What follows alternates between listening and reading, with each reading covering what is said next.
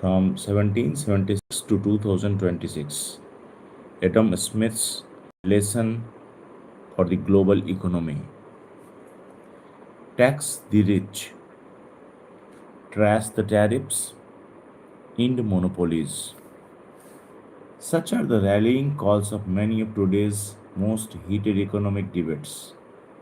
They could also come straight from the pen of reward economist Adam Smith, hailed by some as the father of capitalism and others as an early progressive.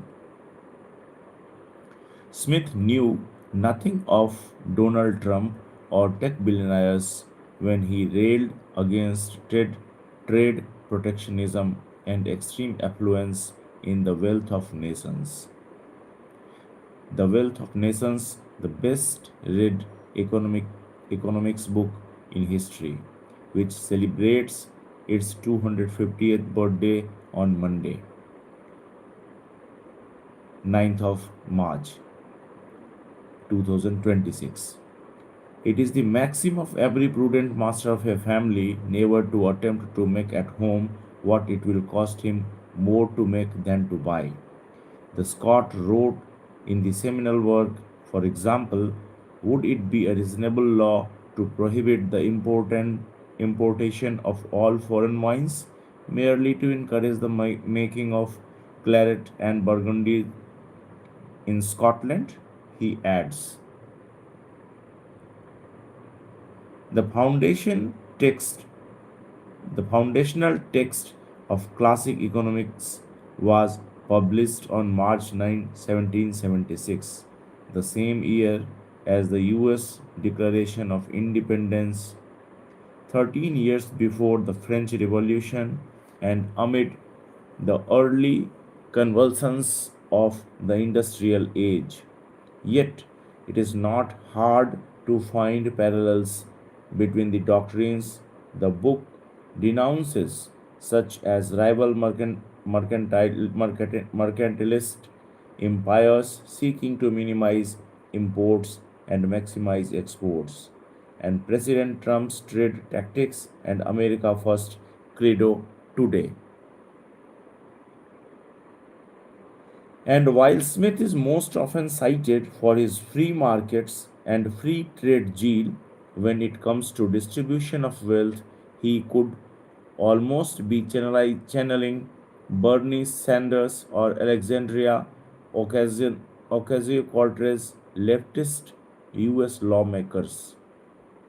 It is not very unreasonable that the rich should contribute to the public expense not only in proportion to their revenue but something more than in that proportion, Smith writes in the 1000 page plus tome, which draws on everything from grape growing to pin factories. No society can surely be flourishing and happy of which the far greater part of the members are poor and miserable, he says in one of his best known quotes. Debates rage on what Smith meant.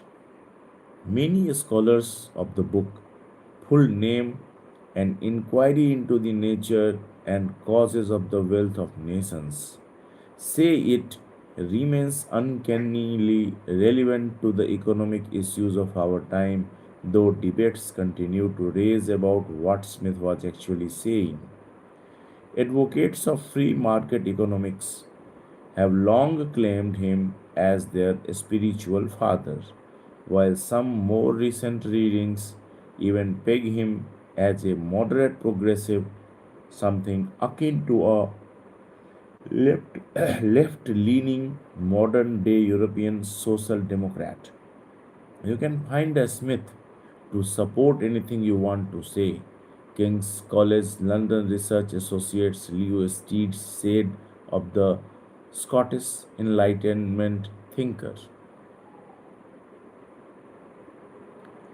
Smith also accepted that there were certain circumstances when tariffs were called for, either because the terms of trade were unfair or for reasons of security.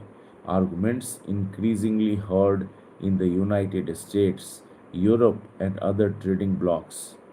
Smith did understand those arguments, said Imon Butler, director of the Free Market Policy think tank, the Adam Smith Institute in London, but he thought these things, that is, tariffs, really should be as temporary as possible. He thought the more trade you have, the more better everybody is. Sleight of invisible hand. One of the most famous metaphors from the wealth of nations is that of the invisible hand, most often interpreted as meaning how free markets channel the self the self-interest of different participants to the best outcome for all. It's not for from the benevolence of the butcher, the brewer, or the banker that we expect our dinner, but from their regard to their own interest, as Smith writes. But other students of the work note the invisible hands. But other students of the work note the invisible hand metaphor was used just once in the book and must be taken alongside his wider arguments rather than being used to justify laissez faire policies. This book is actually a critic of the way in which special interest monopolists powerful people, lobbies culture, the state, said Pratap Bhanu Mehta, a leading Indian academic and public intellectual. He says, you fix that, then free markets come.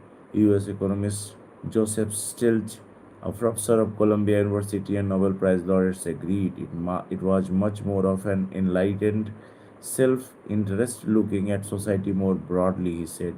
Modern economics is based on infinitely selfish people, and clearly Adam Smith didn't believe that. Indeed, Smith, who taught moral philosophy at the University of Glasgow, is explicit about his views on selfishness at the expense of others. Ourselves, all for ourselves, and nothing for other people seems in every age of the world to have been the vile maxim of the masters of mankind, he writes. A tool for producing ideas. Events to mark the 250th anniversary of the Wealth of Nations are taking place throughout the year in Glasgow, Edinburgh, London, and Smith's birthplace of Kirkcaldy on the Scottish coast. In a sign of his lasting imprint on the popular imagination, the ghost of Smith made an appearance last year as a character in a satirical musical staged during the Edinburgh Festival about the 2008 collapse of Royal Bank of Scotland. There are, however, limits to how much Smith can be rebranded a progressive or anything else in today's terms. While he criticized the rich and argued the accumulation of wealth by the few led to the poverty of many, Mehta argued that Smith, like many of his contemporary thinkers, would have been comfortable with the level of inequality not acceptable today. Still others, including Karl Marx, decades later have criticized Smith's production, enhancing ideas on the division of labor into small tasks as being deployed in factories to leave workers with moral sapping, mind numbing jobs. Nonetheless, economic historian Richard Vanderberg, professor at Goldsmith University of London, said the many questions and differing interpretations surrounding the book had clearly not diminished its appeal to subsequent generations. It is a tool, he said, a tool. It is a tool, he said, a tool for producing ideas. Thank you.